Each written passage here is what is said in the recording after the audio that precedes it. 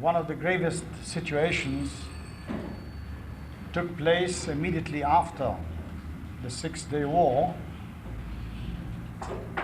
within the administered areas.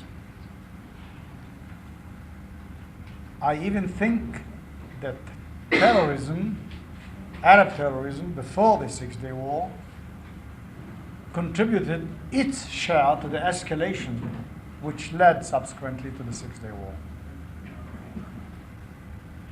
But thanks to the efficiency of our security forces of all branches,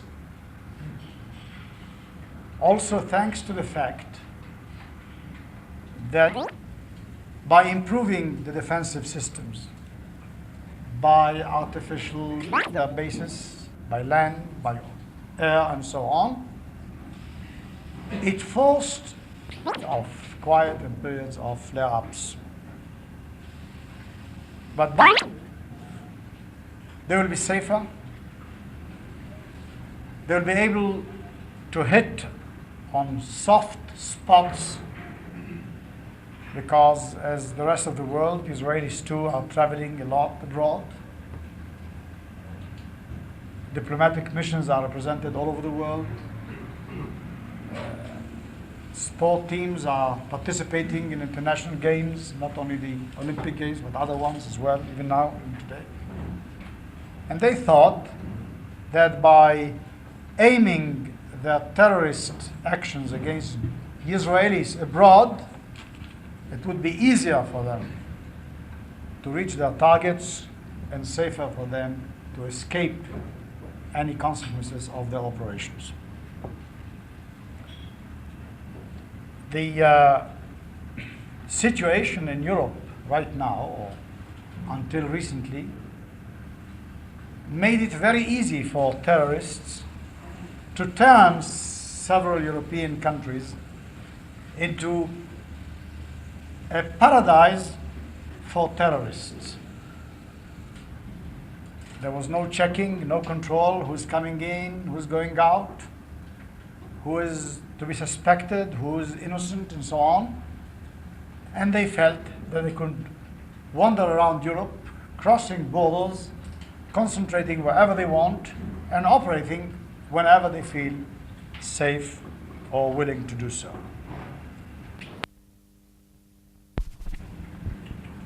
For the last few decades, Palestinians listened too much to extremist advice and followed extremist leaders.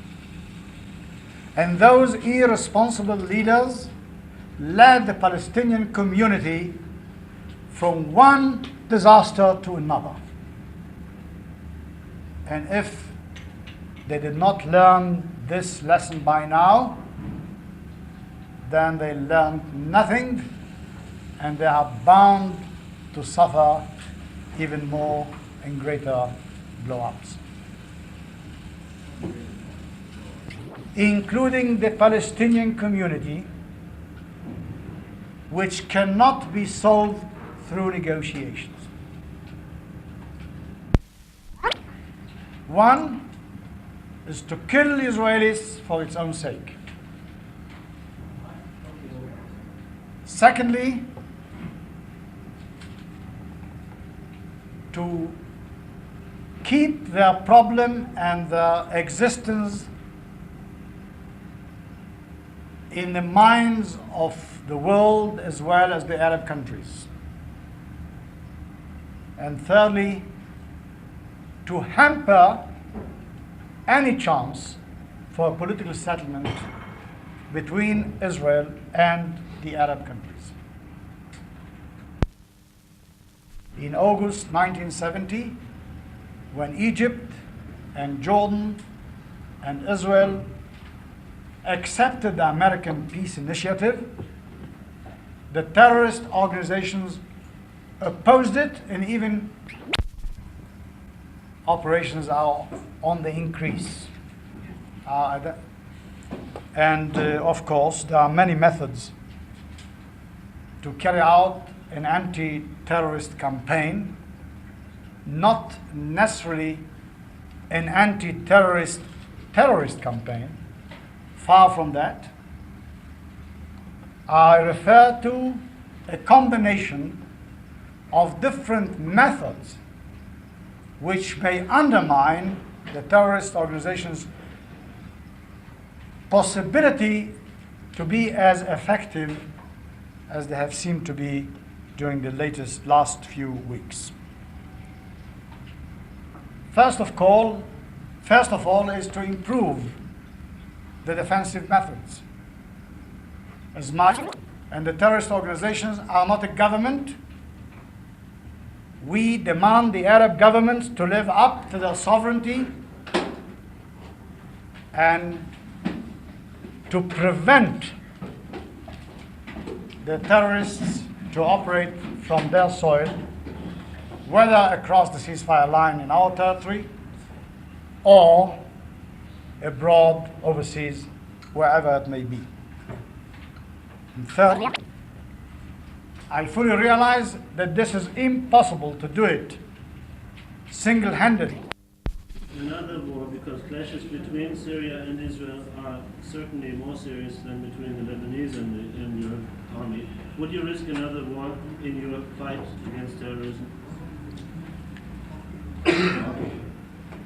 Our last operation on Lebanese territory against the terrorist bases took place 1 week after our air raids against other terrorist bases in Syria as well as Lebanon. So this shows that Syria doesn't have any protection, or as we say in this country, protectia. Neither Syria nor any other Arab country which will help the terrorist organizations will enjoy immunity as far as our counter-terrorist actions. Not necessarily using the same methods, not always the same size, not always the same territory, but this is a new phase in our anti-terror operation. Acts against us.